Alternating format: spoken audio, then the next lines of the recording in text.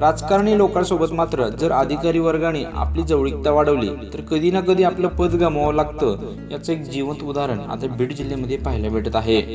कारण की संतोष देशमुख हत्याकांड प्रकरणातील मास्टरमाइंड वाल्मिक कराड जवळचा पोलीस अधिकारी SIT मध्ये असल्याचा खळबळजनक दावा जितेंद्र आव्हाड यांनी केला होता। जितेंद्र आव्हाडांनी या संदर्भात आक्षेप देखील घेतला होता। त्यांच्या आक्षेपानंतर मात्र API महेश विगेंची उचलबांगडी करण्यात आली आहे। API महेश विगे यांना वाल्मिक कराड सोबत फोटो काढणं मात्र चांगलं टाळलं आहे। जितेंद्र आव्हाड यांच्या आक्षेपानंतर महेश विगे यांची उचलबांगडी करण्यात आली। महेश विगे यांच्यासह दोघांना SIT मधून बाजूला सारण्यात आलं आहे। महेश विगे यांच्यासोबत हवालदार मनोज वाघ यांनाही बाजूला सारला आहे। यावरून विरोधक आक्रमक झाले असून त्यांनी सोशल मीडियावर वाल्मिक कराड आणि महेश विगे यांचा फोटो पोस्ट करत वाल्मिक कराडचे मित्र असल्याचे पोलीस अधिकारी निष्पन्न चौकशी करणार का असा प्रश्न आता उपस्थित केला गेला आहे।